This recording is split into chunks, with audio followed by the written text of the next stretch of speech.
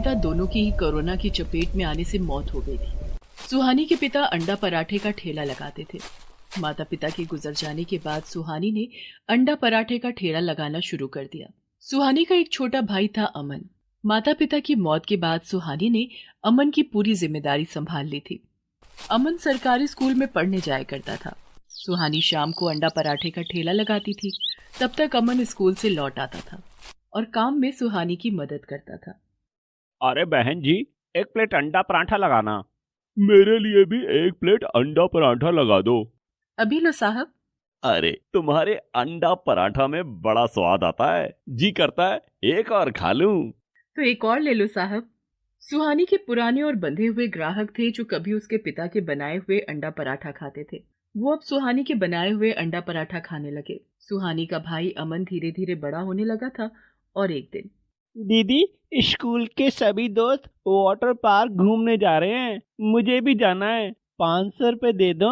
अमन, मेरी इतनी कमाई नहीं है कि 500 रुपए तुझे घूमने के लिए दे सकूं। तू तो जानता है जो कमाई होती है उसकी आधी लागत सामान लाने में चली जाती है और बाकी बचे हुए पैसों से घर का खर्च चलता है। दिन रात मेहनत करके मैं तुझे पढ़ा रही हूँ ताकि तुझे बड़ा होकर मेरी तरह अंडा पराठा ना बेचना पड़े। तू पढ़ाई में ध्यान लगा और पढ़ लिख कर बड़ा आदमी बन जा। अमन बुझे मन से जी दीदी कहकर स्कूल चला जाता है। तू वाटर पार्क घूमने के लिए पैसे लाया है? नहीं, दीदी ने मना कर दिया है। तेरी दीदी नहीं चाहती है कि तू कहीं घूमे फिरे। चल चिल मार। अमन का दोस्त उसे एक सिगरेट देता है और दोनों सिगरेट पीने लगते हैं। अमन को अब धीरे धीरे सिगरेट पीने और गुटखा खाने की आदत लग गई थी, जिसके लिए वो अंडे चुरा कर बेचने लगा। सुहानी जब अंडा पराठा बनाती तब अमन उसकी मदद करने के बहाने वहां पर खड़ा हो जाता और रोज 2-4 अंडे चुराकर उन्हें बेच देता और उन पैसों से सिगरेट पीता और गुटखा खाता। मैंने तो 4 कैरेट अंडे लिए थे, लेकिन सभी कैरेट में से एक एक अंडा गायब है। सुहानी अंडे वाले की दुकान पर जाती है। अरे भैया, तुमने चारों कैरेट में से एक एक अंडा कम करके दिया है। कैसी बात कर रही हो बहन जी, इससे पहले तो ऐसा कभी नहीं हुआ। मैंने तो पूरे अंडे दिए हैं, तुम ठीक से चेक करो। और एक दिन, दीदी का ध्यान तो ग्राहकों के लिए अंडा पराठा बनाने में है। मैं आज ज्यादा अंडे चुरा लेता हूँ। इसे बेचकर सिगरेट और गुटखा के साथ साथ एक कोल्ड ड्रिंक भी ले लूंगा, बहुत गर्मी है। इस तरह अमन सुहानी की नजरें बचाकर रोज ज्यादा अंडे चुराने लगा। भाई, अंडे रोज चोरी हो रहे हैं, मुझे बहुत घाटा हो रहा है। इस तरह से तो मेरा काम चौपट हो जाएगा। दीदी, वो अंडे वाला तुम्हें कम अंडे देता है, इस बार तुम ध्यान से देखना। नहीं, वो तो पूरे अंडे देता है, चोर कोई और ही है। अमन रोज शाम को थोड़ी देर के लिए ठेले के पास से गायब हो जाता था। ये बात सुहानी काफी दिन से नोटिस कर रही थी और सुहानी को अमन पर शक हो गया था। दूसरे दिन शाम को सुहानी अपना ठेला लगाती है। उस दिन उसके ठेले पर ज्यादा ग्राहक आए। अरे बहन जी, एक प्लेट अंडा पराठा लगाना, मेरे लिए डबल एग पराठा। सुहानी का अंडा पराठा बनाने का सामान जल्दी ही खत्म हो गया था। अमन भी ठेले पर नहीं था। तभी उसके ठेले पर एक आदमी, अरे एक डबल एग पराठा लगाना। साहब, आपको थोड़ा इंतजार करना पड़ेगा, सामान खत्म हो गया है, मैं बाजार से सामान लेकर बस 5 मिनट में आई। सुहानी अपने ठेले को छोड़कर जल्दी से सामान लेने बाजार गई। तभी उसने बाजार में अमन को अपने दोस्तों के साथ सिगरेट पीते हुए देख लिया।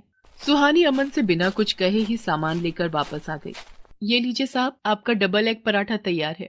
उस दिन सुहानी को काम खत्म करने में ज्यादा देर हो गई थी। ओह, आज तो रात ज्यादा हो गई है, घर जाकर खाना भी बनाना है। सुहानी अपना सामान समेट ही रही थी कि तभी एक पुलिस वाला वहां आया और सुहानी के ठेले पर डंडे से मारते हुए उसने, ए लड़की, इतनी रात को यहाँ क्या कर रही है? जी साहब, घर जा रही हूँ, बस सामान रख रही थी।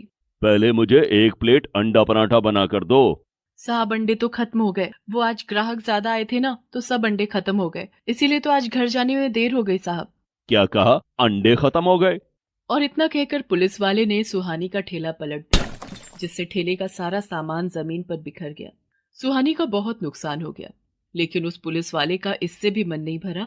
उसने सुहानी के ठेले पर डंडे बरसाने शुरू कर दिए और सुहानी का ठेला तोड़ दिया। सुहानी वहां जमीन पर बैठकर जोर जोर से रोने लगी। छोड़ दो साहब, मेरे ठेले को मत तोड़ो, छोड़ दो। सुहानी उस पुलिस वाले के हाथ पैर जोड़ती रही, उससे दया की भीख मांगती रही, लेकिन उसने सुहानी की एक नहीं सुनी। सब कुछ बर्बाद करके वो जब वहां से चला गया तो सुहानी अपने टूटे फूटे ठेले को लेकर घर आई। घर आकर सुहानी ने देखा कि अमन शराब के नशे में धुत बेहोश पड़ा था। ओह, तो ये अब नशा भी करने लगा है। आज तो सब खत्म हो गया, जो कमाया था सब बर्बाद हो गया। दूसरे दिन, सिगरेट और दारू, अब क्या बाकी रह गया है तेरे लिए? मैंने सोचा था तू पढ़ लिख कर बड़ा आदमी बन जाएगा तो हमारे बुरे दिन खत्म हो जाएंगे, लेकिन तेरी आंखों में तो शर्म है ही नहीं। और सुहानी अमन को घर से निकाल देती है। अमन अपने उन दोस्तों के पास गया जिनके साथ वो नशा किया करता था, लेकिन सबने उसे अपने घर में रखने से मना कर दिया। नहीं यार, तू समझा कर, माँ नहीं मानेगी। यार तू अपनी बहन से माफी मांग ले और घर चला जा। सब तरफ से निराश अमन की आंखें खुल गई थीं। सुहानी को समझ नहीं आ रहा था कि अब वो क्या करे। सुहानी का ठेला नहीं लगाने की वजह से उसके ग्राहक अब दूसरी जगह जाने लगे थे। तभी सुहानी की नजर उसकी झोपड़ी में रखे एक टेबल पर पड़ी। कुछ पैसे हैं मेरे पास, क्यों ना इस टेबल को बाहर रख दूं और अपनी झोपड़ी से ही अंडा पराठा का बिजनेस फिर से शुरू कर दूं।